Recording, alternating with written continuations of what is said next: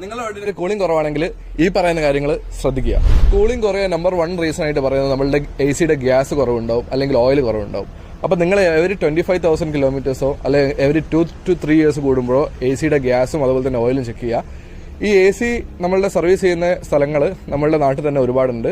അപ്പം ഇടയ്ക്കൊക്കെ അവിടെ കൊണ്ടുപോയി ഒന്ന് ചെക്ക് ചെയ്യിപ്പിക്കുക. രണ്ടാമത്തെ കാര്യം എന്ന് പറഞ്ഞു കഴിഞ്ഞാൽ നമ്മളുടെ AC-യുടെ ക്യാബിൻ ഫിൽറ്ററാണ്. അപ്പോൾ ക്യാബിൻ ഫിൽറ്റർ ബ്ലോക്ക് ആയി കഴിഞ്ഞു കഴിഞ്ഞാൽ നമുക്ക് എയറിൽ, അതായത് തണുപ്പിൽ നല്ല വ്യത്യാസം വരും.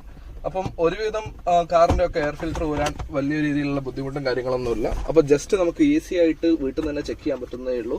കാരണം നമ്മൾ സർവീസിനൊക്കെ കൊണ്ടുപോയി കഴിഞ്ഞാൽ അവർ ചെക്ക് ചെയ്യുന്നുണ്ടോ ഇല്ലയോ എന്ന് നമ്മൾ അറിയില്ല. അപ്പം ഇതിപ്പം ഈ എയർ ഫിൽറ്റർ വലിയ പ്രശ്നങ്ങളും കാര്യങ്ങളൊന്നും ഇല്ല. പക്ഷെ നെക്സ്റ്റ് സർവീസിലേക്ക് ഇത് മാറ്റാനായിട്ടുണ്ട്. മൂന്നാമത്തെ കാര്യം എന്ന് പറഞ്ഞു കഴിഞ്ഞാൽ കൂളിംഗ് കോയിലാണ്. കൂളിംഗ് കോയിൽ ബ്ലോക്ക് ആയി കഴിഞ്ഞാലോ അല്ലെങ്കിൽ എന്തെങ്കിലും ലീക്ക് ഉണ്ടെങ്കിലോ AC-ക്ക് നല്ല രീതിയിൽ തണുപ്പ് കുറയും. ഒന്നുകിൽ റീപ്ലേസ് ചെയ്യുക അല്ലെങ്കിൽ ക്ലീൻ ചെയ്യുക. ഇത് രണ്ടും മാത്രമാണ് ഓപ്ഷൻസ്. അത് ക്ലീൻ ചെയ്യണം